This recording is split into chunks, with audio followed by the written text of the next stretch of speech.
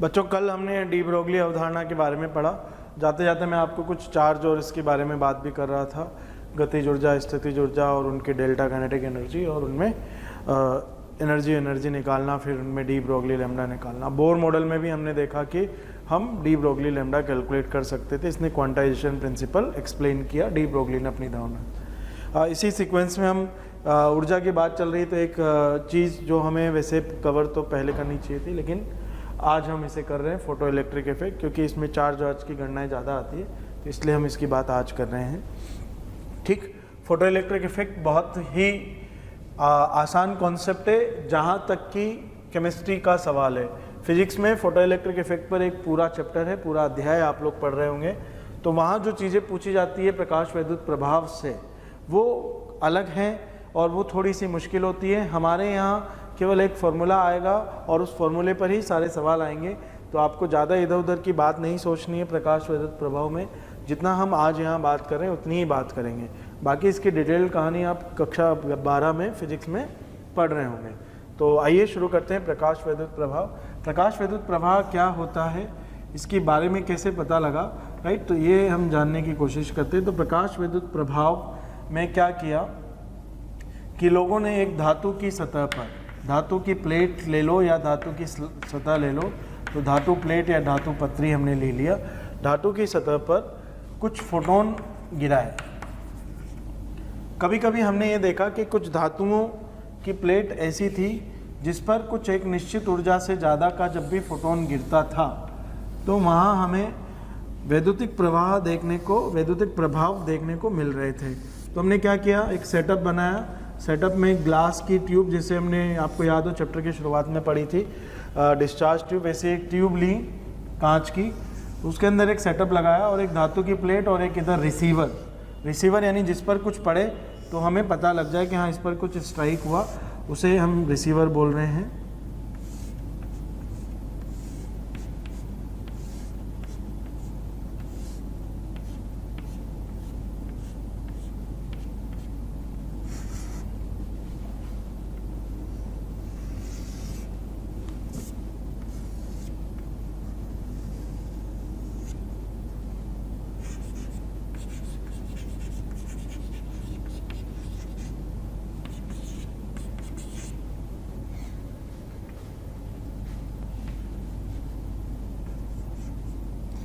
ये धातु की प्लेट हो गई, ये रिसीवर हो गया, संग्राहक जिसे बोल सकते हैं, कलेक्टर।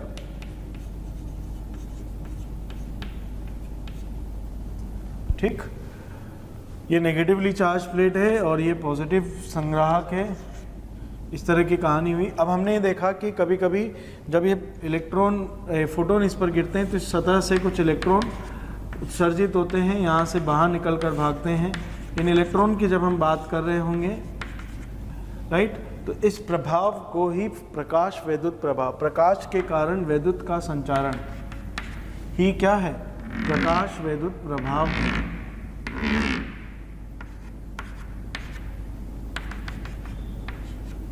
ठीक, तो इस तरह की कहानी हमारे पास आ गई।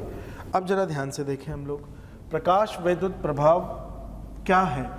तो प्रकाश वैद्युत प्रभाव क्या है, एक लाइन में अगर हम इसे समझें तो वो ये है कि जब भी किसी धातु की प्लेट पर, जब भी किसी धातु की पत्री पर, राइट, एक निश्चित ऊर्जा के बराबर या उससे अधिक ऊर्जा के फोटोन गिराए जाते हैं, तब धातु की सतह से इलेक्ट्रॉन उत्सर्जन होने की परिघटना को ही क्या कहा जाता है, प्रकाश वैद्युत प्रभाव। तो मैं एक लाइन में लिखता हूँ,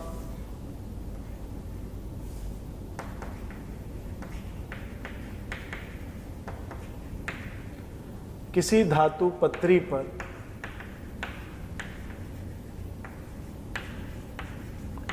न्यूनतम से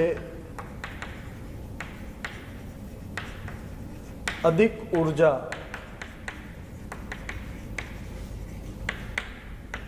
के फोटोन गिराए जाने पर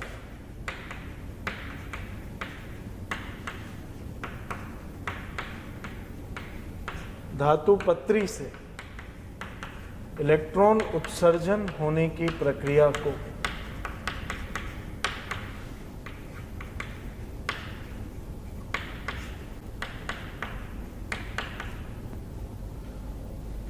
प्रकाश वैद्युत प्रभाव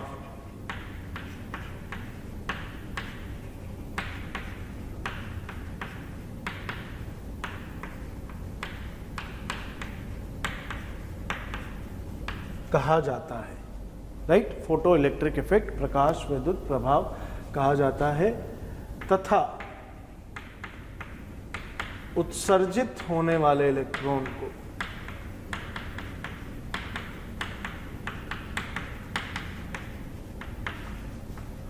प्रकाशिक इलेक्ट्रॉन,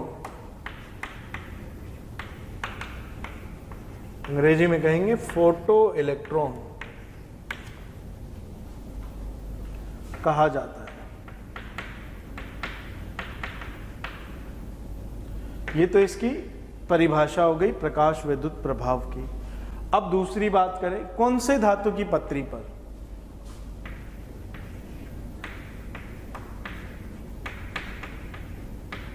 सामान्यतः सभी धातुओं में प्रकाश वैद्युत प्रभाव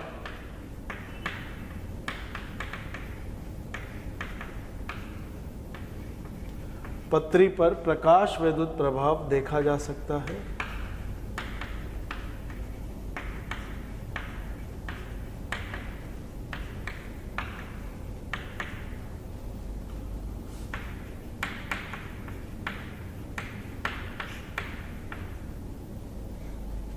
परंतु सभी पर देखा जा सकता है, परंतु क्षारीय एवं क्षारीय मृदा धातु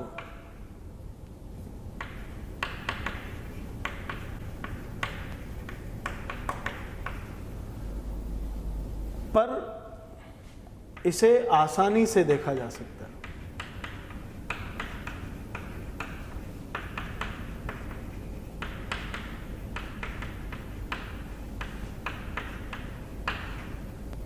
क्षारीय और क्षारीय मृदा धातुएं, तो क्षारीय मतलब अल्कली धातुएं, अल्कली धातुएं मतलब कौन कौन सी? Lithium, sodium, potassium, rubidium, caesium इत्यादि। अल्कलाइन अर्थ मेटल क्षारीय मृदा धातु कौन कौन सी? बेरिलियम, मैग्नीशियम, कैल्शियम इत्यादि, राइट। इन पर आसानी से देखा जा सकता है। क्या एक समान ऊर्जा का फोटोन सभी धातुओं पर से इलेक्ट्रॉन उत्सर्जित करा देगा? राइट। तो सब भिन्न भिन्न धातुओं के लिए आवश्यक न्यूनतम ऊर्जा की मात्रा भिन्न भिन्न होती है।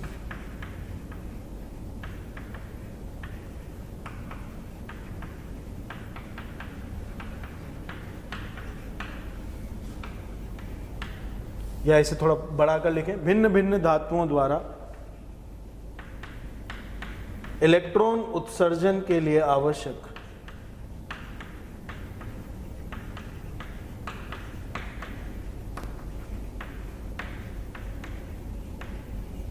ऊर्जा की मात्रा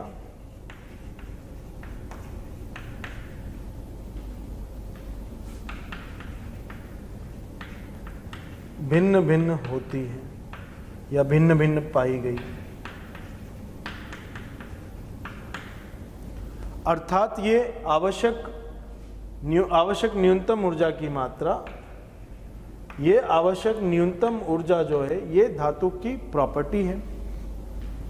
अर्थात इसका मतलब क्या हो गया?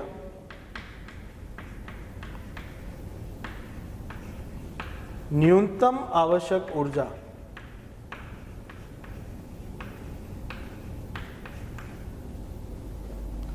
धातु का लाक्षणिक गुण है।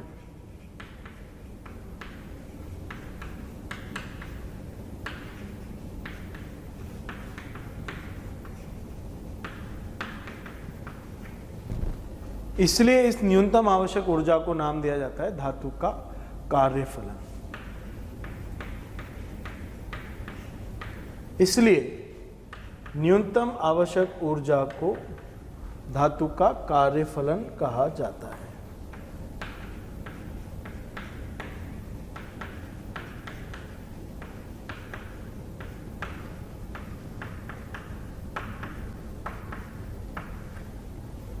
ठीक, तो अलग अलग धातुओं के लिए जब इलेक्ट्रॉन उत्सर्जित करे, इसके लिए जो ऊर्जा आवश्यक होती है वो अलग अलग होती है। इसलिए ये हम कह सकते हैं कि धातु की अपनी प्रॉपर्टी है, लाक्षणिक गुणधर्म में, कैरेक्टरिस्टिक्स प्रॉपर्टी है उसकी, और इसीलिए इस न्यूनतम आवश्यक ऊर्जा को क्या नाम दिया जाता है? धातु का कार्यफलन फाई कहा जाता है। क्या कहा जाता है? धातु का कार्यफलन फाई कहा जाता है। यानी जब तक धातु को फाई के बराबर ऊर्जा या उससे ज़्यादा ऊर्जा नहीं मिलेगी तब तक इलेक्ट्रॉन उत्सर्जन नहीं होगा, राइट। अब जरा हम बात करें और आगे क्या क्या हमें पता है इसके बारे में, क्या क्या प्रॉपर्टीज़ हम इसकी जानते हैं, उन सब की बात करें। तो अभी तक मैंने सिंपल एक परिभाषा कही कि जब भी धातु की प्लेट पर एक ऊर्जा के न्यूनतम आवश्यक ऊर्जा के बराबर या उससे अधिक के फोटोन गिरते हैं, धातु की सतह को प्राप्त होते हैं, तो उस सतह से इलेक्ट्रॉन उत्सर्जित होते हैं, राइट। और इस परिघटना को हम क्या बोलते हैं? प्रकाश वैद्युत प्रभाव कहा जाता है, राइट। और जो इलेक्ट्रॉन उत्सर्जित हुए हैं उन्हें प्रकाशिक इलेक्ट्रॉन यानी फोटो इलेक्ट्रॉन कहा जाता है। दूसरी बात कि लगभग सभी धातुओं की प्लेट की सतह से ये इलेक्ट्रॉन उत्सर्जित कराए जा सकते हैं, लेकिन फिर भी अल्कली और अल्कनाइन अर्थ मेटल, क्षारीय एवं क्षारीय मृदा धातुओं की सतह से प्रकाश विद्युत प्रभाव करा पाना या इसे ऑब्जर्व कर पाना आसान होता है, वही मैंने लिखा। परंतु क्षारीय एवं क्षारीय मृदा धातुओं पर इसे यानी प्रकाश विद्युत प्रभाव को आसानी से ऑब्जर्व या देखा जा सकता है, या इनकी सतह से आसानी से इलेक्ट्रॉन उत्सर्जित कराया जा सकता है, सिंपल। फिर ये बोला कि किस धातु के लिए कितनी ऊर्जा, क्या सबके लिए समान या सबके लिए अलग अलग? तो बोला सबके लिए अलग अलग ऊर्जा की आवश्यकता होती है जिस पर वो इलेक्ट्रॉन उत्सर्जन शुरू करती हैं, और क्योंकि ये सबके लिए अलग अलग है इसका मतलब ये धातुओं की अपना गुणधर्म है, और इस अपने गुणधर्म के लिए होने की वजह से हमने इस आवश्यक न्यूनतम ऊर्जा को क्या नाम दे दिया? धातु का कार्यफलन नाम दे दिया, ठीक। अब जरा आगे बात करते हैं।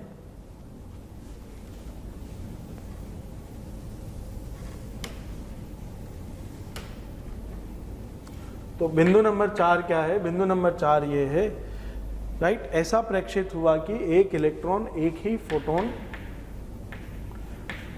अवशोषित करता है। एक इलेक्ट्रॉन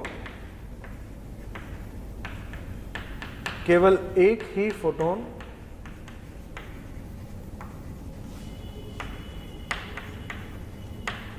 प्राप्त करता है,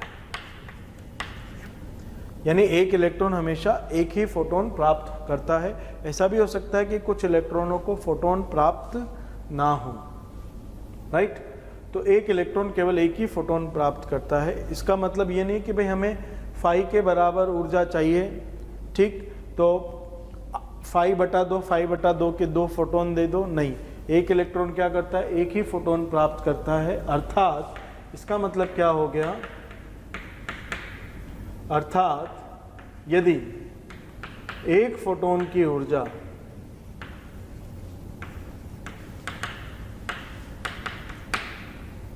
ग्रेटर देन इक्वल्स टू 5 है, तब ही फोटो इलेक्ट्रिक इफेक्ट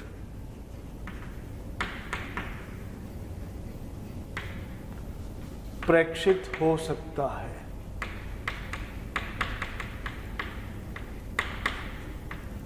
तो अब हमारे पास यहाँ कंडीशनल स्टेटमेंट आ गया, क्या कि यदि फोटोन की ऊर्जा, एक फोटोन की ऊर्जा यानी hc/λ या hν का मान बड़ा या बराबर है फाई से, तो फोटो इलेक्ट्रिक इफेक्ट हो सकता है। प्रकाश वैद्युत प्रभाव, फोटो इलेक्ट्रिक इफेक्ट, राइट, प्रेक्षित हो सकता है, गारंटेड नहीं है। और यदि ये ऊर्जाएं यानी hc/λ बराबर hν लेस देन 5 है, तो प्रकाश वैद्युत प्रभाव प्रेक्षित नहीं होगा।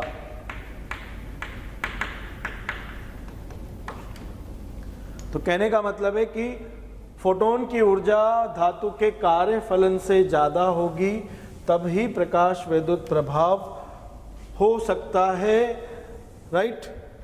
अगर उससे कम होगी तो कंफर्म किसी भी परिस्थिति में प्रकाश वैद्युत प्रभाव नहीं होगा, राइट। ऐसा क्यों? क्योंकि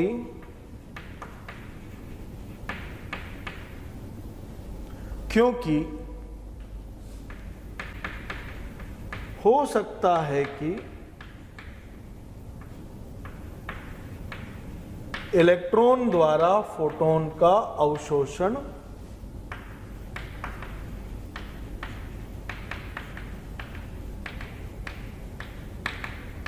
नहीं हो पाया हो। राइट, इसका मतलब ये कि इलेक्ट्रॉन फोटोन अवशोषित करेगा या नहीं करेगा, ये इलेक्ट्रॉन पर डिपेंड करता है। राइट, इसको हम क्या कह सकते हैं, प्रकाश वैद्युत प्रभाव एक रैंडम प्रक्रिया है।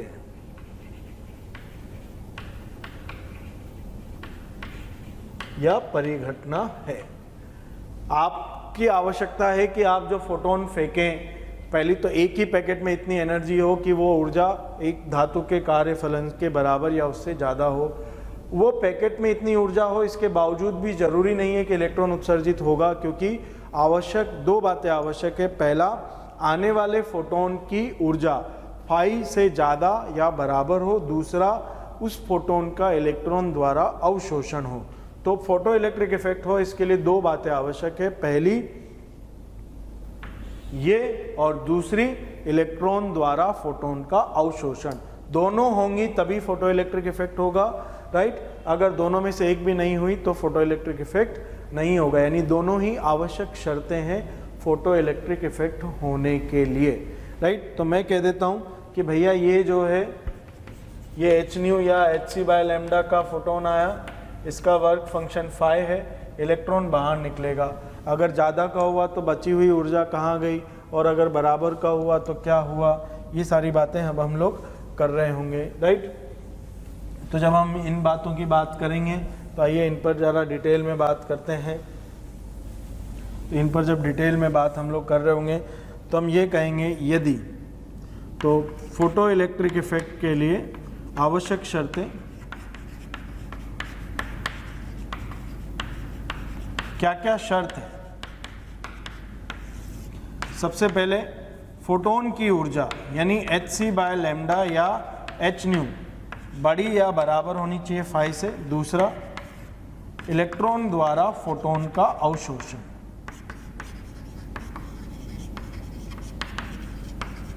दोनों आवश्यक शर्तें हैं, दोनों का पूरा होने पर ही फोटो इलेक्ट्रिक इफेक्ट देखने को मिलेगा। ठीक, अब बात करते हैं कि अगर आने वाले फोटोन की ऊर्जा ज़्यादा हुई तब। तो आने वाले फोटोन की ऊर्जा ज़्यादा हुई तो आइंस्टीन साहब बोलते हैं कि जब भी इलेक्ट्रॉन उत्सर्जित होगा, बची हुई ऊर्जा उसके पास गतिज ऊर्जा के रूप में हो सकती है। और वो गतिज ऊर्जा का मान अगर हम ऊर्जा हानियों को शून्य मान ले तो वो अधिकतम संभावित गतिज ऊर्जा किसी भी इलेक्ट्रॉन तो के max for a photo electron, उत्सर्जित इलेक्ट्रॉन की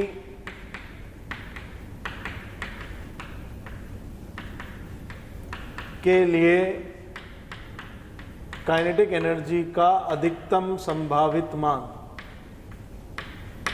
अधिकतम संभावित मान क्या हो जाएगा, अधिकतम संभावित मान।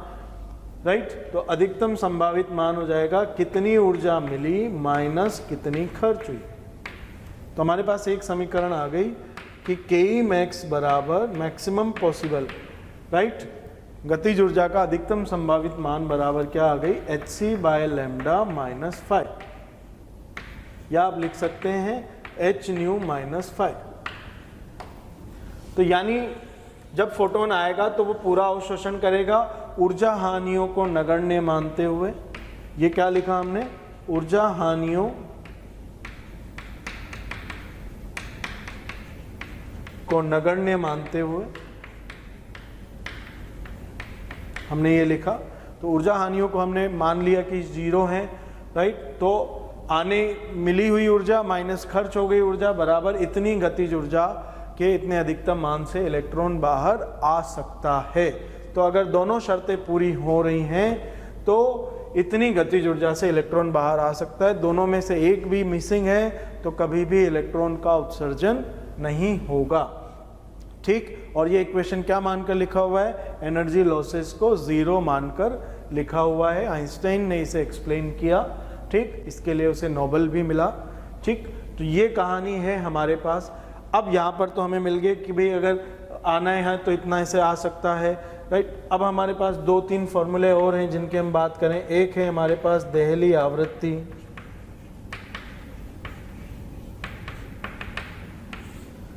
म्यू थ्रेशोल्ड, या हम इसे म्यू नॉट लिख सकते हैं। क्या होती है? वह आवृत्ति जिसके लिए,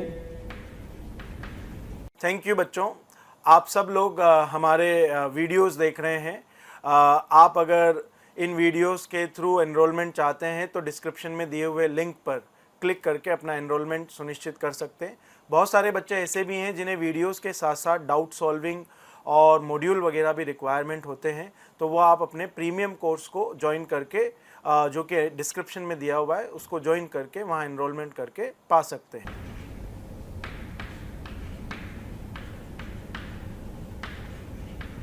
वह आवृत्ति जिसके लिए फोटोन की ऊर्जा का मान धातु के कार्य फलन के समान होता है।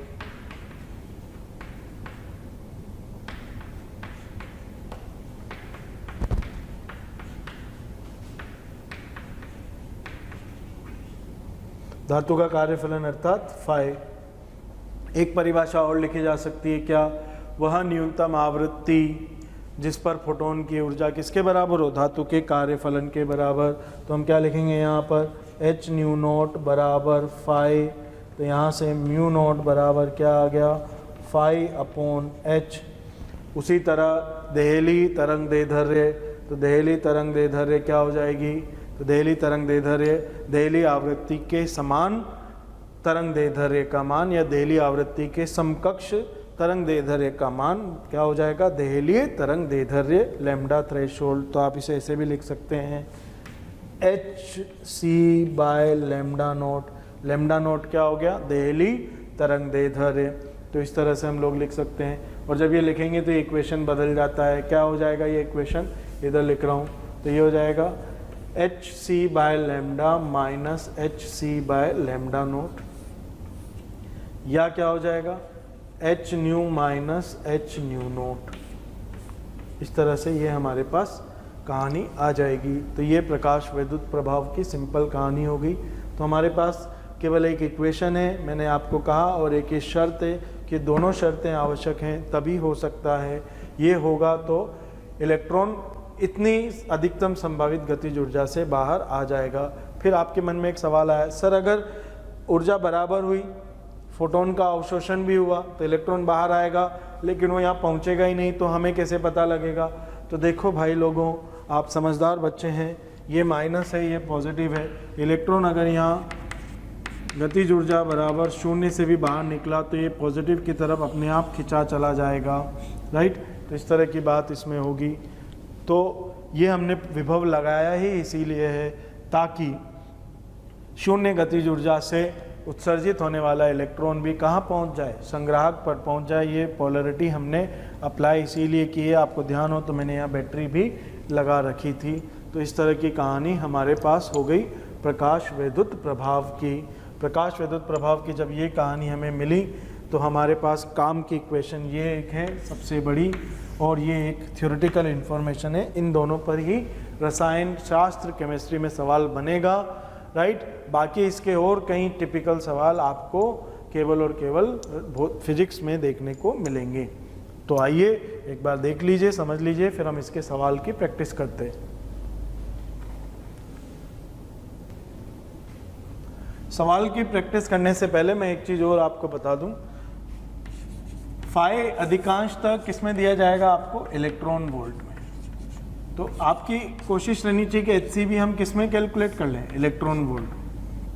तो एचसी का मान 12,420 इलेक्ट्रॉन वोल्ट, या और अप्रोक्सीमेट कर दें तो एचसी बराबर हम लोग 12,400 इलेक्ट्रॉन वोल्ट एंगस्ट्रॉम ये यूज़ कर रहे होंगे। ध्यान दीजिए ये अप्रोक्सीमेट मान है, राइट। एग्जैक्ट मान आता है 12,431, लेकिन हम 400 या 420 यूज़ कर लेते हैं, कैलकुलेशन आसान हो इसलिए। तो ये बिल्कुल इजी गोइंग मैनर में हम लोग सॉल्व कर पाएंगे। ज़रा ध्यान से देखिए, यदि फाई बराबर 4 इलेक्ट्रॉन वोल्ट हो तब देहली आवृत्ति यानी न्यू नॉट एवं देहली तरंग दैर्ध्य लैम्डा नॉट बराबर क्या होंगे, ये हमसे पूछा है। सवाल बहुत आसान है, फॉर्मूला आपके सामने लिखा ही हुआ है। मैं मेन फार्मूले पर तो नहीं गया, अभी मैंने केवल प्रैक्टिस के लिए इतना सा लिखा है। तो हमें पता है hc by lambda naught Delhi तरंग दैर्ध्य है बराबर 4 है। hc का मान ये लिख देंगे। जब हम hc का मान ये लिख रहे होंगे तो ज़रा देखिए, लैम्डा नॉट बराबर hc बटा 4 इलेक्ट्रॉन वोल्ट। hc हमने क्या लिख दिया, 12400 electron volt angstrom upon 4 electron volt, ये हमारे पास आ गया।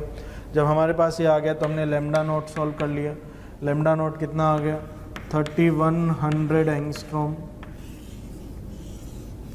ये लैम्डा नॉट आ गया। लैम्डा नॉट आ गया तो हम न्यू नॉट कैलकुलेट कर लेंगे। न्यू नॉट क्या होगा, c बाय लैम्डा नॉट, तो c 3 गुणा 10 की घात 8 बटा 3100 गुणा 10 की घात -10, ये हमारे पास इसका वैल्यू आ गया। तो ये आ रहा है 30 बटा 31 गुणा 10 की घात -8 प्लस 8 इतना 15 इतना हर्ट्स, ये हमारे पास देहली आवृत्ति का फॉर्मूला आ गया। ये तो हमारी कहानी हो गई। अब हम थोड़ा अलग सवाल करें।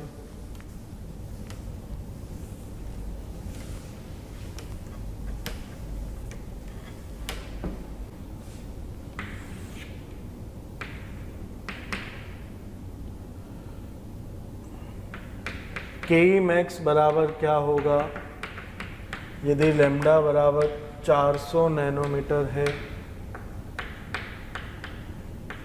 तथा फाई बराबर 3 इलेक्ट्रॉन वोल्ट हो।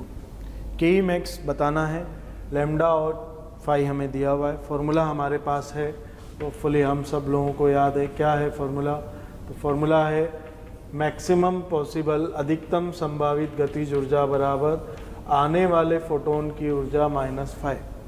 ठीक, ये हमें सॉल्व करना है। तो hc का मान लिखा मैंने 12400 electron volt angstrom upon, nanometre को हम एंगस्ट्रॉम में बदलेंगे तो हमें पता होता है 1 नैनोमीटर बराबर 10 एंगस्ट्रॉम। तो मैंने यहाँ लिख दिया, तो ये 4000 एंगस्ट्रॉम हो गया। तो ये 4000 एंगस्ट्रॉम -3 सॉल्व करेंगे। ठीक, तो ये हो गया 12000, तो 400 बटा 4000, ये एंगस्ट्रॉम था तो एंगस्ट्रॉम कैंसिल हो गया हमारा। इतना इलेक्ट्रॉन वोल्ट, तो 1 बटा 10 इलेक्ट्रॉन वोल्ट आंसर हो गया गतिज ऊर्जा मैक्सिमम का। इस तरह की हमारे पास कहानी होगी। ठीक, तो इस तरह के हमारे पास सवाल आ सकते हैं, आसान सवाल आएंगे, इसमें कोई तकलीफ हम लोग को नहीं होनी चाहिए। फिर जेई में कुछ सवाल आए, उनकी बात करता हूँ। यदि लैम्डा बराबर 300 नैनोमीटर हो तब निम्न में से कौन कौन सी धातुओं पर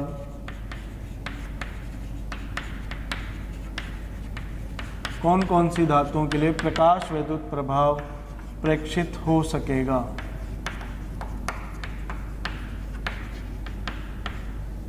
कौन धातुएं दी हुई हैं, इन सब का फाई का मान दिया हुआ है, अलग अलग धातुएं दी हुई है।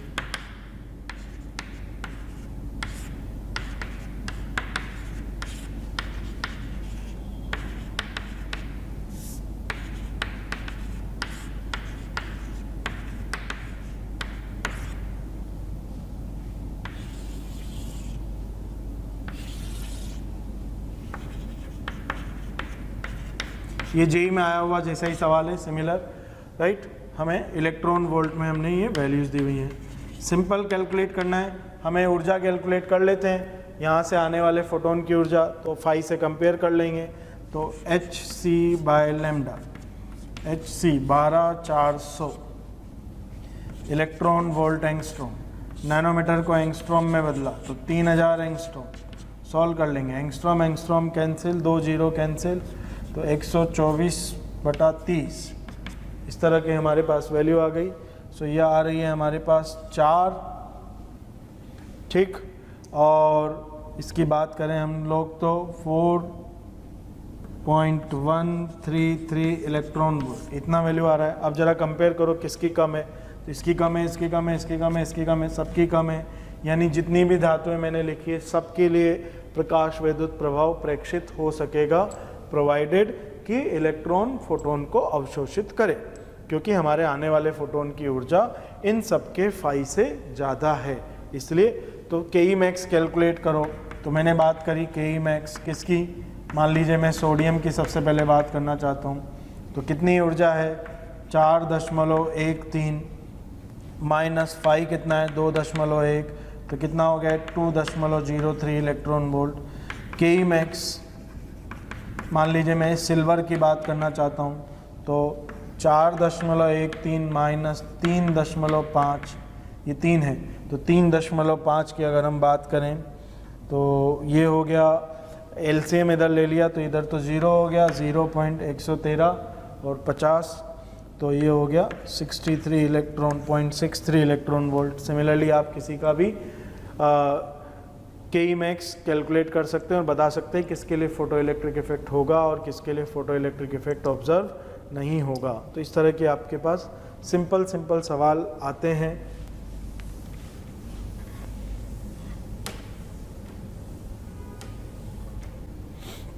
राइट, तो साधारण सवाल आप प्रैक्टिस कर सकते हैं, थोड़े और मुश्किल सवालों की तरफ बढ़ें तो वो भी हम प्रैक्टिस कर सकते हैं।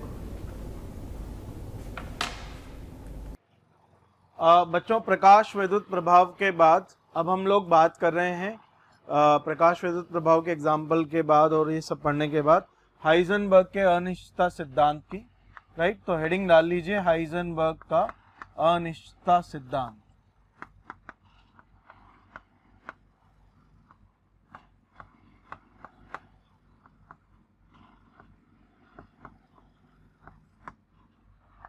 अच्छा, ये सिद्धांत क्या है और ये किस आधार पर आधारित है, इसकी बात हम लोग करें तो ये सिद्धांत बहुत आसान है बच्चों, और हमें केवल इसके 2-3 फॉर्मूले आएंगे वही लर्न करने, ज़्यादा इसमें समझना नहीं है। यानी सिंपल आसान भाषा में कह सकते हो कि इसमें 3 जो फॉर्मूले आएंगे वो रट लीजिए, इसका हर तरह का सवाल आ जाएगा। फॉर्मूले में वैल्यू कैसे डालना है ये सीख लीजिए, आपको आराम से इसका सवाल हो जाएगा। लेकिन ये है क्या, थ्योरेटिकली समझें तो ये क्या कहानी है, कैसे आया कैसे नहीं आया, वो सारी बातें अगर हम लोग करें तो सबसे पहली बात है कि अब तक हम जो पढ़ चुके हैं एक बार उस पर ध्यान दें।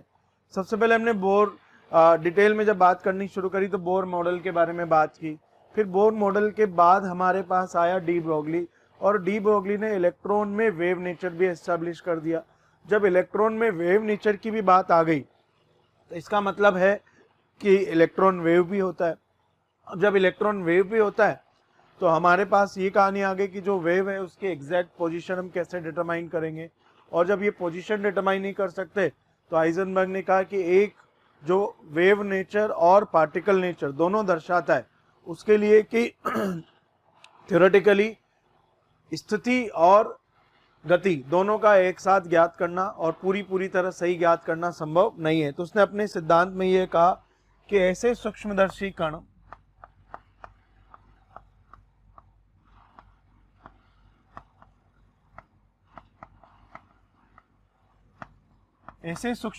कण जो कणीय एवं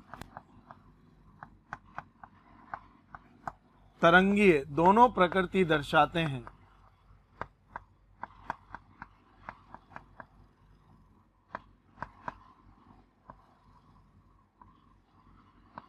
दोनों प्रकृतियां दर्शाते हैं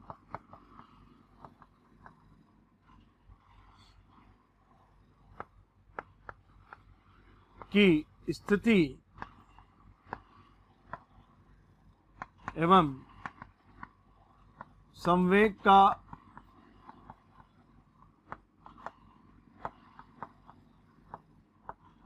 पूर्णतया निर्धारण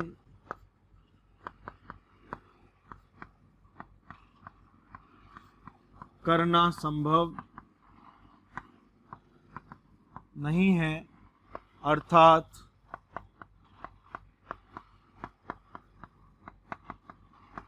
दोनों के एक साथ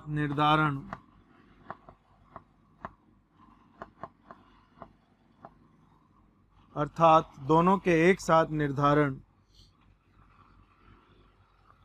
में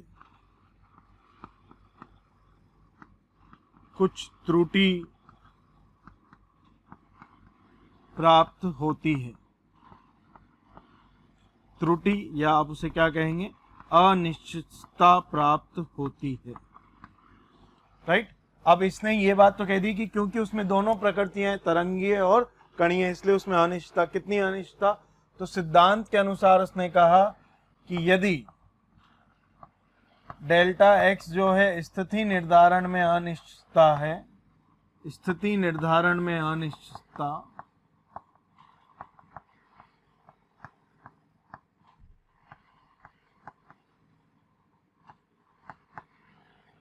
तथा डेल्टा पी संवेग निर्धारण में अनिश्चितता हो, तब हाइजेनबर्ग के अनिश्चितता सिद्धांत से हम क्या लिख सकते हैं?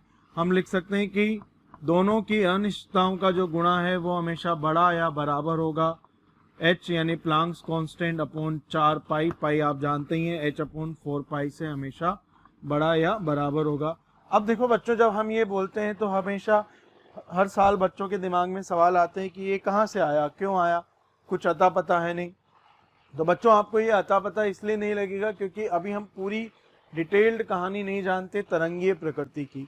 जब तक हम तरंगीय प्रकृति की पूरी कहानी नहीं जानेंगे और डिटेल्ड कहानी नहीं जानेंगे, तब तक हमारे लिए ये थोड़ा सा, अगर हम इसके डिटेल्ड में बैकग्राउंड स्टोरी में जाना चाहेंगे तो हमें थोड़ी सी तकलीफ होगी। लेकिन अगर हम हमारा एम बिल्कुल सटीक रखेंगे अर्जुन की आंख के जैसे कि भाई हमें तो न्यूमेरिकल करना है और न्यूमेरिकल केवल फॉर्मूले पर होना है, ज़्यादा इसके इनसाइड स्टोरी आनी नहीं है, तो बिना इनसाइड स्टोरी जाने आप सीधे सीधे बात कर सकते हैं कि हमें केवल फॉर्मूला पता होना चाहिए और हमें ये पता होना चाहिए कि हाइजेनबर्ग ने ये कहा कि कोई भी सूक्ष्मदर्शी कण जो कणीय और तरंगीय दोनों प्रकार की प्रकृति दर्शाता है, उसके लिए एक साथ एक ही समय पर स्थिति और संवेग का पूर्णतया सही निर्धारण करना संभव नहीं है। इसका मतलब हो गया कि दोनों में कुछ त्रुटियां रहेंगी, तो हमने दोनों की त्रुटियां या अनिश्चितताओं को इस डेल्टा से लिख लिया और इस तरह से कहा सिद्धांत के अनुसार कि दोनों की अनिश्चितताओं का जो गुणा है वो h/4 पाई से हमेशा बड़ा होगा। अब इसमें हमें ज्यादा सोच विचार ही नहीं करनी, सीधा फॉर्मूला लेकर आगे बढ़ना है। राइट। अब अगर तरंगीय प्रकृति है तो कैसे लिख सकते हैं? तो हम कणों के लिए P संवेग है, P क्या है? संवेग है।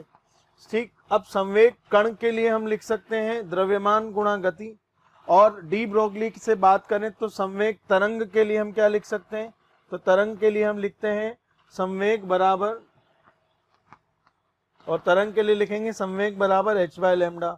इसका मतलब संवेग अलग अलग तरह से मापा जा सकता है, कण की प्रकृति में अलग और तरंगीय प्रकृति में अलग। इसका मतलब ये फॉर्मूला दो भागों में बंट सकता है, एक जब कण तरंगीय प्रकृति दिखा रहा हो और दूसरा जब कण कणीय प्रकृति दिखा रहा हो। तो इस तरह से दो हिस्से हो जाएंगे इसके। तो आइए देखते हैं वो दो हिस्से क्या होते हैं। तो हमारे पास है हाइजेनबर्ग के अनिश्चितता सिद्धांत में बच्चों delta P delta X greater then h/4 पाई, ये है। अब मैंने इसके दो हिस्से कर दिए, एक तो मैंने कर दिया कणीय प्रकृति। तो जब हम कणीय प्रकृति पर बात कर रहे हैं तो मुझे P बराबर क्या लिखना है? द्रव्यमान गुणा गति। तो डेल्टा P बराबर क्या लिख दूंगा, या मैंने डेल्टा P नहीं लिखा, पहले इसका अवकलन किया। राइट। तो dP/dV बराबर हो गया m इंटू, तो dP/dV, तो d of m into V/dV इस तरह से, और बराबर हो गया m/dm।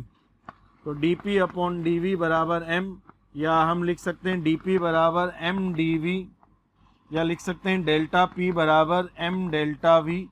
इसका मतलब हम डेल्टा P को रिप्लेस कर सकते हैं इस फॉर्मूले में। तो हमारे पास हो जाएगा m/δV delta x greater than is equals to h/4 pi. तो ये हमारे पास एक कणीय प्रकृति के लिए आंसर आ गया। अब हम बात करें तरंगीय प्रकृति की। तो तरंगीय प्रकृति में प्यारे बच्चों, अगर आपको हमारे वीडियोस पसंद आ रहे हैं तो आप इन्हें लाइक करें और शेयर करें। शेयर करने से ये वीडियोस ज़रूरतमंद बच्चों तक पहुंच पाएंगे।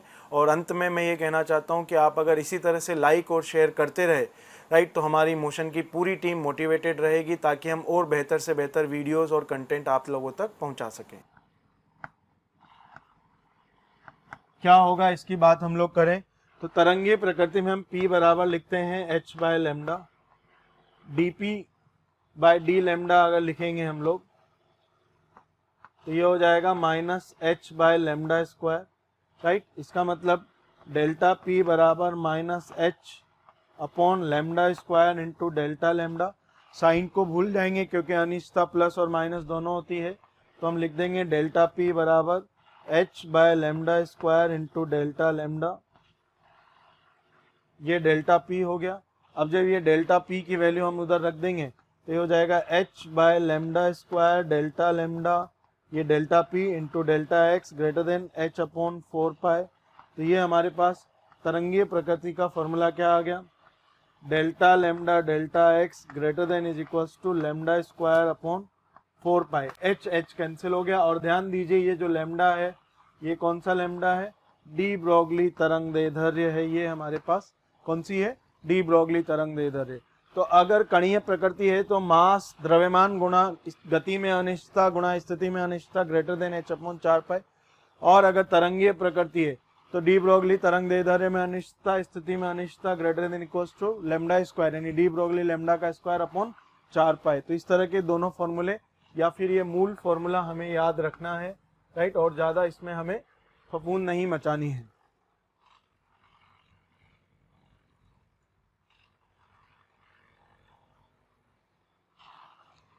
ठीक है, तो जब हम इसकी बात कर रहे हैं तो हमें ज़्यादा इसमें ये नहीं करना है। तो अब जरा हम ये सीख ले कि ये अनिश्चितता हम कैसे ज्ञात करेंगे, यह सवाल किस तरह से पूछा जाएगा।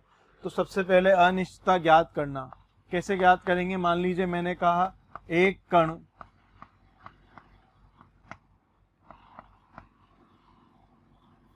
जो 300 मीटर पर सेकंड से चल रहा है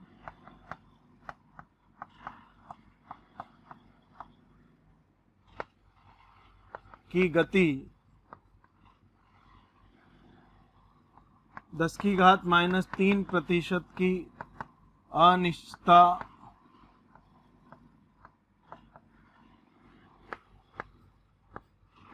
रखती है, तब गति में अनिश्चितता ज्ञात करें।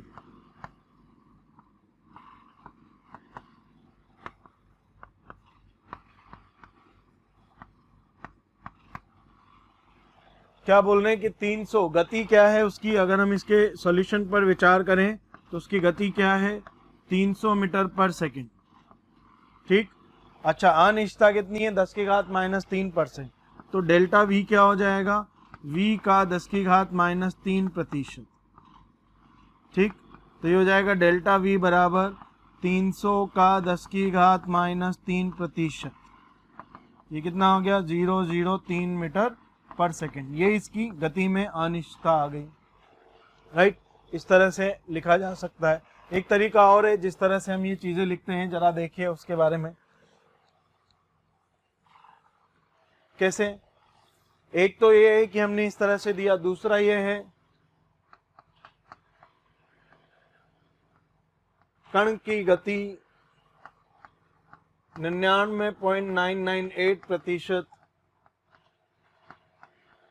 की शुद्धता, या इंग्लिश के शब्द से ज्यादा अच्छा समझ में आएगा की एक्यूरेसी से मापी जाती है। अब इसका मतलब क्या है, 99.998% की एक्यूरेसी से नापी जाती है, तो अनिश्चितता कितनी हो गई। तो आप सबसे पहले लिखेंगे अनिश्चितता बराबर, अनिश्चितता बराबर क्या लिखेंगे 100 माइनस 99.998, सो यह आ गया 0.002%। इतनी अनिश्चितता हो गई। अब मान लो यदि गति v बराबर 1000 मीटर पर सेकंड है, या 1000 नहीं ले, मान लो 300 ही लें पुराने वाले से, तो अनिश्चितता कितनी हो जाएगी? तो डेल्टा वी बराबर क्या हो जाएगा? v का 0.002%, सो 300 इंटू 0.002%, सो ये हो गया आपका 0.006 मीटर पर सेकेंड। ठीक, तो इस तरह की बात हमारे पास गति। अब ये की शुद्धता या इतने प्रतिशत तक परिशुद्ध है या एक्यूरेट है, तो इस तरह से भी लिखा जा सकता है। तो यदि कण की गति 99.9998% तक परिशुद्ध है, यानी प्रतिशत तक एक्यूरेट है, तब डेल्टा वी कितना होगा? तो इस तरह से हम डेल्टा वी माप सकते हैं। तो आइए, मैंने अभी अभी आपको डेल्टा वी ज्ञात करना सिखाया। अब हम बात करते हैं पूरा सवाल किस तरह से बनेगा।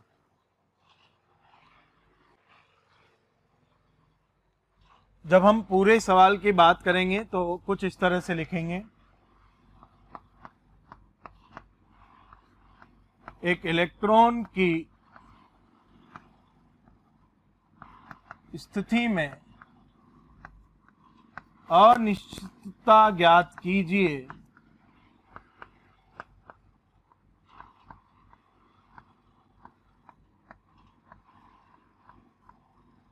जब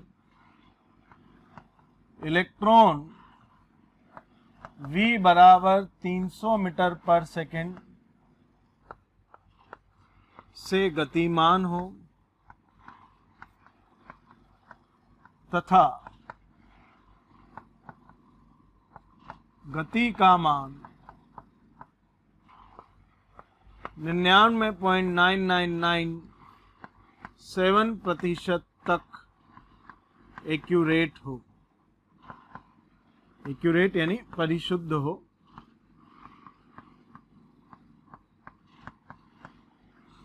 ठीक, तो भैया बहुत सिंपल सी बात है, डेल्टा एक्स पूछा है और डेल्टा वी गिवन है, लेकिन थोड़ा सा घुमावदार गिवन है। तो मैं चाहता हूं आप एक बार ट्राई करें, फिर नहीं आएगा तो मैं आप लोगों के लिए इसे डिस्कस करूंगा। तो 1 मिनट का छोटा सा समय ट्राई करिए। ठीक, तो बच्चों डेल्टा एक्स हमें ज्ञात करना है, डेल्टा वी निकालना है। अभी अभी मैंने सिखाया डेल्टा वी कैसे निकालते। तो 99.9997% तक परिशुद्ध है, इसका मतलब अनिश्चितता प्रतिशत कितना होगा? तो अनिश्चितता प्रतिशत 100 माइनस 99.9997, सो ये हो जाएगा 0.003%। इतना अनिश्चितता प्रतिशत है। तो अब यहाँ से डेल्टा वी कैलकुलेट कर लेंगे। So delta we is 300 into 3 गुणा 10⁻⁴%। सो ये हो गया 9 गुणा 10⁻⁴ डेल्टा वी आ गया आपके पास। अब फॉर्मूला लगा देंगे, तो कणीय प्रकृति की बात करेंगे क्योंकि डेल्टा एक्स पूछा है, डेल्टा वी दिया हुआ है। ये फॉर्मूला लगा दिया हमने। जब हमने ये फॉर्मूला लगा दिया तो हमारे पास डेल्टा एक्स बराबर हो गया h/4πm डेल्टा वी। यहाँ पर वैल्यू रख देंगे 6.63 10⁻⁻34 डिवाइडेड बाय 4 पाई, तो 4 into 22/7 into 9.1 into 10⁻31 into delta V. Delta we हो जाएगा 9 इंटू 10⁻4, राइट। तो इस तरह की बात हो जाएगी हमारे पास। डेल्टा एक्स कर आ गया। जब डेल्टा एक्स आ गया तो आंसर मिल गया हमारे पास और इसमें कोई तकलीफ नहीं है। ठीक, तो इस तरह से हम सवाल सॉल्व कर सकते हैं। पूरा कैलकुलेट करने के लिए आपको ऑब्वियस सी बात है कैलकुलेटर की जरूरत पड़ेगी। ऐसे कई सवाल हैं, कुछ थ्योरेटिकल सवाल है जिनमें गुणा भाग नहीं करना रहता। आइए देखिए वो क्या हो सकते हैं।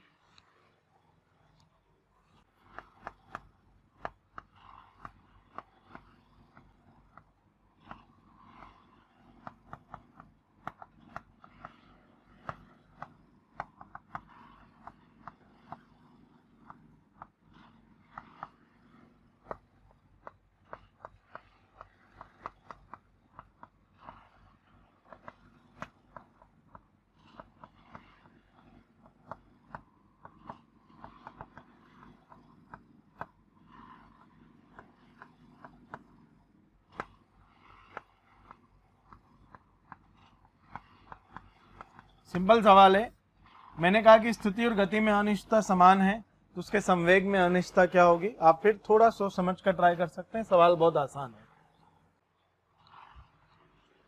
तो हमें जो दिया हुआ है वो क्या दिया हुआ है बच्चों? हमें दिया हुआ है डेल्टा वी बराबर डेल्टा एक्स, दोनों का वैल्यू हमें बराबर दिया हुआ है। तो हमने क्या कर दिया भैया, फॉर्मूला है M delta V delta X greater than is equal to H upon 4 pi. Delta V की जगह रख दिया डेल्टा एक्स, तो डेल्टा एक्स का square greater than is equal to H upon 4 pi, और ये एम भी इधर चला गया। डेल्टा एक्स यहाँ से आ गया हमारे पास, कितना आ गया डेल्टा एक्स बच्चों? तो डेल्टा एक्स आ गया अंडर रूट के अंदर एच अपॉन 4 पाई एम। ठीक, अब जब हमारे पास डेल्टा एक्स आ गया तो हमने डेल्टा पी हमसे पूछा है, तो हम फिर से ये फॉर्मूला लगा देंगे, delta P delta X greater than is equal to H upon 4 pi. वहाँ से मैंने डेल्टा एक्स निकाल ही लिया है, तो एच अपॉन 4 पाई, और डेल्टा एक्स का वैल्यू मैंने रख दिया। क्या है डेल्टा एक्स का वैल्यू?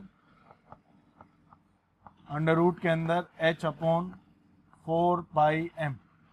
ठीक, so delta P is greater than is equal to, ये अंडर रूट वाला यहाँ 4 पाई ये कैंसिल हो गया, एम ऊपर चला गया, तो अंडर रूट के अंदर एम एच अपॉन नीचे में आ गया 4 पाई, और ये इससे बड़ा होना चाहिए। तो इस तरह से हमसे सवाल, थ्योरेटिकल सवाल भी पूछे जा सकते हैं, जो कि आसान क्वेश्चन है, कुछ इसमें तकलीफ नहीं है।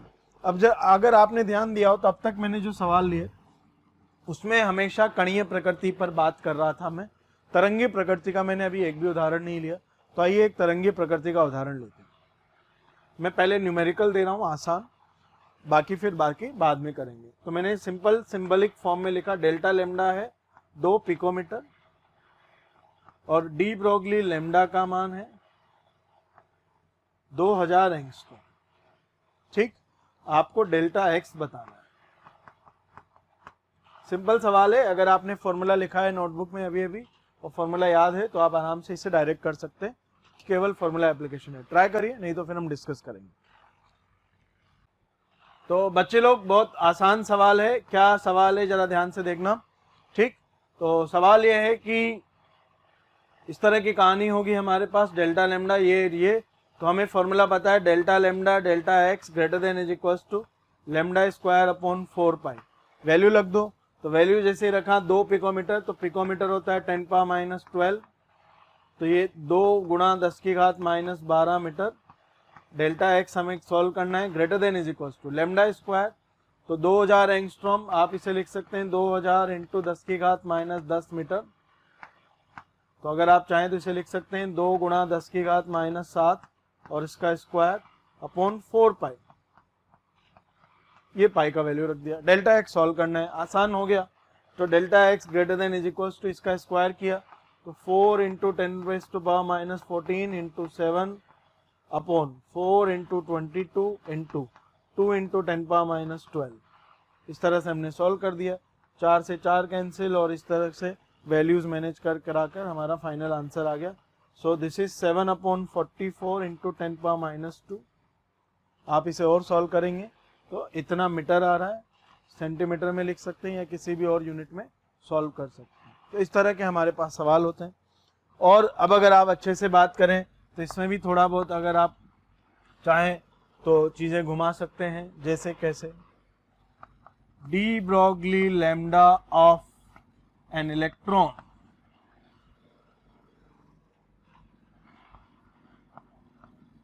is equal to first Bohr radius।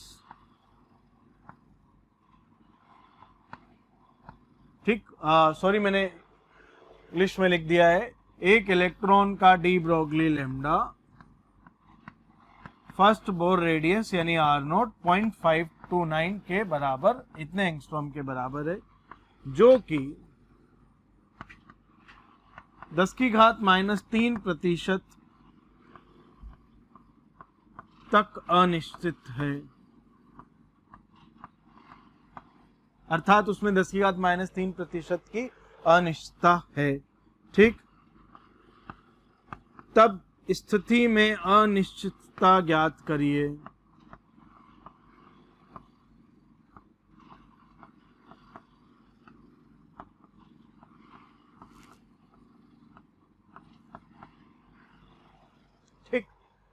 तो सवाल बहुत आसान है, थोड़ा सा लैंग्वेज की हो सकता है, मैंने इंग्लिश हिंदी मिक्स कर दिया है। मैंने पहली लाइन का हिंदी छोटे से लिख दिया है कि एक इलेक्ट्रॉन की डी ब्रोगली लैम्डा इतनी है और इसमें इतने की अनिश्चितता, इतने प्रतिशत की, तो स्थिति में अनिश्चितता क्या होगी। तो सबसे पहले हम डेल्टा लैम्डा निकालेंगे। तो लैम्डा कितना है, 0.529 एंगस्ट्रॉम। तो डेल्टा लैम्डा कितना होगा, 0.529 एंगस्ट्रॉम का 10⁻³ राइट। तो ये कितना हो गया, 0.529 एंगस्ट्रॉम गुणा 10⁻⁵, ये डेल्टा लैम्डा हो गया। जब हमें डेल्टा लैम्डा मिल गया तो हमारे पास डेल्टा एक्स निकालने का बिल्कुल आसान तरीका है। क्या है जरा देखें।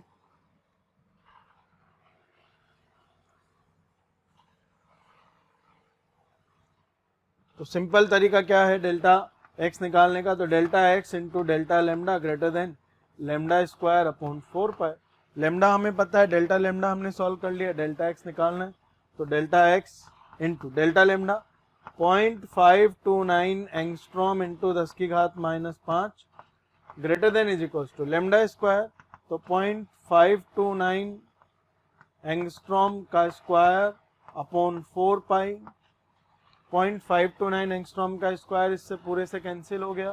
तो डेल्टा एक्स कितना आ रहा है, delta X greater than is equal to 0.529 angstrom upon 4 pi into 10⁻⁵। Solve कर लेंगे, आंसर आ जाएगा। बहुत आसानी से सॉल्व किया जा सकता है। और ये ठीक, तो इस तरह से घुमावदार सवाल भी आपके सामने आ सकते हैं। थ्योरेटिकल, डी ब्रोगली से संबंधित ये सब चीजें आपस में मिक्स होकर आपके पास अलग अलग सवाल आ सकते हैं। और आपको ये सब केवल फॉर्मूला पर करने, इनमें कोई रॉकेट साइंस नहीं लगाना है।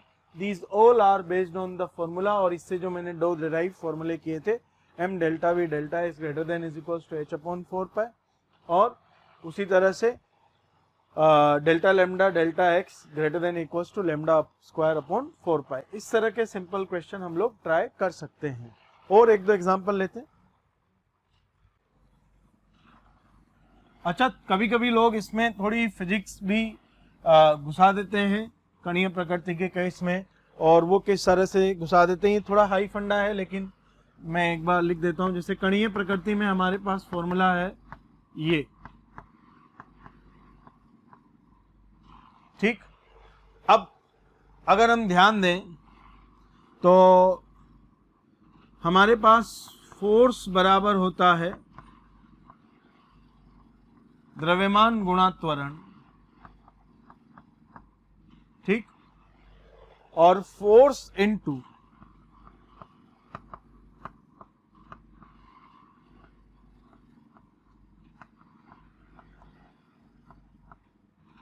ये हमारे पास वर्क हो गया।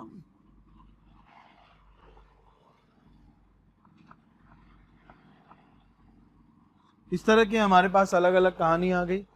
डिवाइड बाय dt, तो ये ऊर्जा एनर्जी पर यूनिट टाइम हो गया पावर, और इधर डिवाइड बाय dt कर देंगे, ठीक। तो ये इस तरह से हमारे पास, अब इनको हम यहाँ पर रिप्लेसमेंट कर सकते हैं। तो ये भी हमारे पास तरह तरह के फॉर्मूले, बट आज तक इन पर ना तो कोई सवाल आया है, ना ही कभी आने की संभावना है। तो मैंने आपको बता दिया है कि ये फॉर्मूले किसी भी तरह से मॉडिफाई किए जा सकते हैं। आपको इनके लिए हमेशा तैयार रहना चाहिए।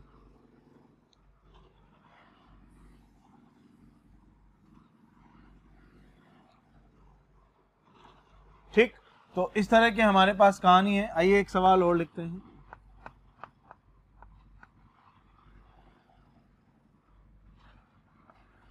डेल्टा P बराबर डेल्टा x है, तब डेल्टा V का मान क्या होगा। द्रव्यमान को m मानिए, कण का द्रव्यमान कितना मानना है आपको, m, ठीक। सॉल्व करिए, बहुत आसान सवाल लिखा है उन्हें, थ्योरेटिकल, बिल्कुल इजी, ठीक। तो बहुत आसान है, अगर आपने ट्राई किया होगा तो delta P delta x greater than h upon 4 pi. तो डेल्टा P डेल्टा x बराबर कर लिया, तो डेल्टा x को डेल्टा P लिख दिया, तो डेल्टा P का square greater than is equal to h upon 4 pi.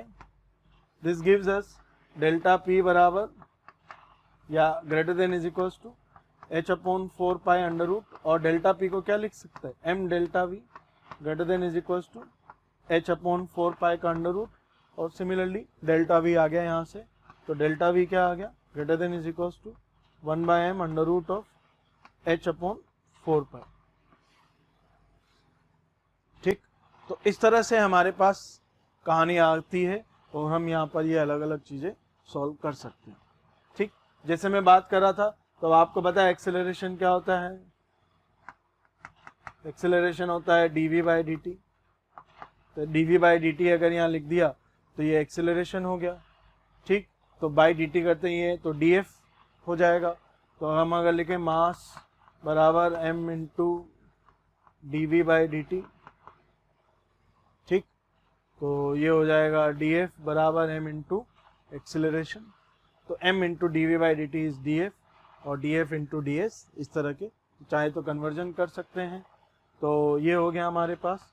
तो m डेल्टा v यहाँ से क्या हो गया, delta f is equals to m delta v upon delta t।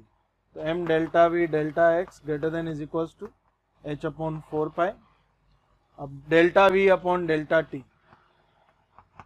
तो इधर भी हमने डेल्टा t कर दिया। ठीक, और डेल्टा t हमने इधर लिख दिया मान लीजिए कुछ देर के लिए, तो इसे लिख दिया हमने df इंटू या delta f into delta x, या f हमने लिख दिया f delta x greater than h upon 4 into 1 upon delta t। ये वर्क हो गया। तो इस तरह से हमारे पास अलग अलग कहानी आ गई। तो ये एनर्जी dE और dt greater than is equals to h upon 4 ये अलग अलग फॉर्मूले आ जाएंगे हमारे पास, f के फॉर्म में, टाइम के फॉर्म में, इस तरह के अलग अलग फॉर्मूले आते रहेंगे और हम इन्हें मैनेज कर सकते हैं। ठीक, तो ये चाहे तो याद कर सकते हैं, एक्स्ट्रा जानकारी है, कुछ मतलब नहीं है, सवाल आज तक आया नहीं है, पर फिर भी हमें कुछ एक्स्ट्रा चीज़ें पता हो तो हमारे फायदे की चीज़ होती है। तो बच्चों ये हो गया हाइजेनबर्ग। अब हाइजेनबर्ग के बाद आगे हम लोग क्वांटम मैकेनिकल मॉडल पर जाएंगे, जो हम आज तो नहीं लेकिन अगले टर्न पर बात करेंगे। क्वांटम मैकेनिकल मॉडल में अब जब हाइजेनबर्ग ने बोल दिया कि कण का, इलेक्ट्रॉन का स्थिति और गति निर्धारण एक साथ नहीं हो सकता, तो हमारे पास जो निश्चित स्थायी कक्षाओं की बात बोर ने की थी वो हट गया, और अब प्रायिक कक्षाओं की बात आ गई, प्रोबेबिलिटी की बात आ गई। यानी अब हम केवल प्रोबेबिलिटी से कह सकते हैं कि यहाँ इलेक्ट्रॉन हो सकता है, यहाँ इलेक्ट्रॉन नहीं हो सकता। तो वेव मैकेनिकल मॉडल की बात करेंगे आगे आने वाले लेक्चर्स में, और उस पर यही सारी चीज़ें हम डिटेल से बात करेंगे। ठीक है, तो तब तक के लिए खुश रहिए, मस्त रहिए, और ऑब्वियस सी बात है पढ़ते तो रहिए ही सही। देन थैंक यू बच्चों। अगर आपको मेरा ये वीडियो पसंद आ रहा है और आप मेरे और कोई वीडियो देखना चाहते हैं, या मोशन के किसी और एक्सपर्ट फैकल्टी टीम के वीडियोस आप देखना चाहते हैं, तो आज ही कॉल करें 1800 2121 799।